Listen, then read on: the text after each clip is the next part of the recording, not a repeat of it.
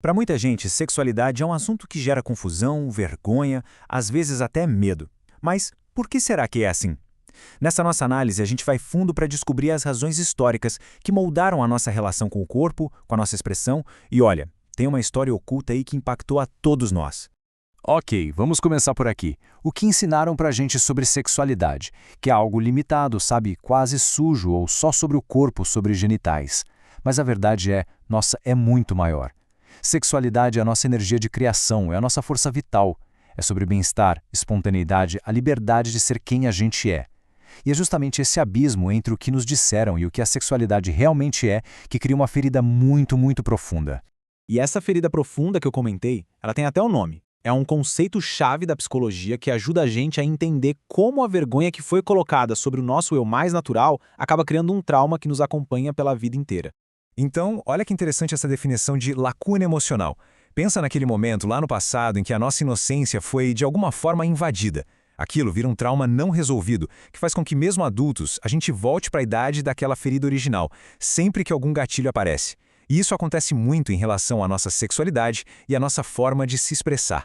E essa frase, nossa, ela ilustra isso de um jeito muito forte. Imagina uma criança pequena, sentada de um jeito espontâneo, simplesmente sendo ela mesma, e aí ela ouve isso de um adulto. A vergonha nunca foi da criança. A vergonha era do adulto, que projetou ali os seus próprios medos, a sua própria repressão. Foi desse jeito, bem cedo, que a gente aprendeu que ser espontâneo era errado. Mas tá, de onde veio essa vergonha toda? Essa ferida não é só nossa individual, ela é coletiva. Para entender isso de verdade, a gente precisa voltar bastante no tempo e investigar as raízes históricas de um medo que vem passando de geração em geração. Vamos dar uma olhada nessa linha do tempo. Existiu uma época, na era matriarcal, em que a sexualidade era vista como algo sagrado, era honrada. Mas aí veio uma mudança política estratégica, a ascensão do patriarcado.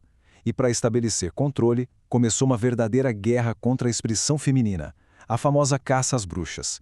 E o mais trágico de tudo é que isso levou à grande repressão, onde as próprias mães, por puro medo, passaram a ensinar suas filhas a se reprimir. Era uma questão de sobrevivência. E o ponto principal é que isso tudo foi um projeto, foi pensado. Símbolos como a serpente, que antes significavam criatividade e saúde, foram transformados em símbolos do mal. Uma aliança política entre o Estado e a Igreja tinha um objetivo bem claro: controle. E o método era aterrorizante. Eles identificavam as mulheres mais influentes, mais expressivas, chamavam elas de bruxas e as queimavam em praça pública. Era um aviso para todo mundo. E aqui está a grande e trágica ironia da história. A repressão que a gente sente hoje não foi passada para frente por maldade.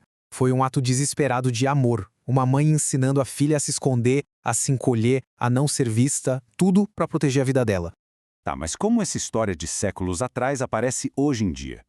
A resposta está num medo que é surpreendentemente comum e que afeta a maioria das pessoas, mesmo que elas nem saibam o porquê. Pesquisas mostram que o segundo maior medo que a humanidade tem é o medo da morte. Faz sentido, né? Total. Mas se prepara, porque o medo número 1 é ainda mais revelador. É isso mesmo. O maior medo da humanidade não é da morte, é de falar em público. Num primeiro momento, isso parece estranho, até meio ilógico, porque alguém teria mais medo de um palco do que do próprio fim. A resposta está na nossa história. O medo de falar em público é um trauma que foi herdado.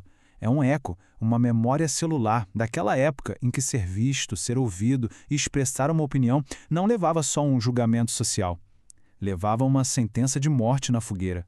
O nosso corpo ainda se lembra desse perigo. Mas entender essa história toda não é sobre culpar o passado, de forma alguma. É sobre se libertar dele. Reconhecer de onde vem o medo é o primeiro passo para a gente poder resgatar a nossa liberdade de expressão. E por que isso é tão importante? Porque a sexualidade, nesse sentido mais amplo de força vital, de energia criativa, ela está diretamente ligada à nossa prosperidade, ao nosso bem-estar. Quando a gente reprime a nossa expressão, a gente está bloqueando a nossa própria capacidade de prosperar e de fluir com a vida. Então, como a gente começa essa cura? Primeiro passo: reconhecer que o medo é real e tem uma origem histórica. Segundo, ressignificar a repressão, enxergá-la não como vergonha, mas como um ato de proteção. E terceiro, talvez o mais importante, se dar permissão. Lembrar a si mesmo de forma consciente: o perigo passou. Hoje é seguro se expressar. Essa frase resume tudo perfeitamente. A chave para a cura é essa mudança de perspectiva. Não se trata de lutar contra a vergonha, mas de acolher a intenção original que estava por trás dela, o amor e o desejo de proteger. E com isso a gente chega na reflexão final. Sabendo que esse medo é apenas um fantasma da história, uma memória antiga, a questão não é mais se vamos nos expressar, mas como. Que parte autêntica de cada um que talvez estivesse escondida vai finalmente receber permissão para aparecer.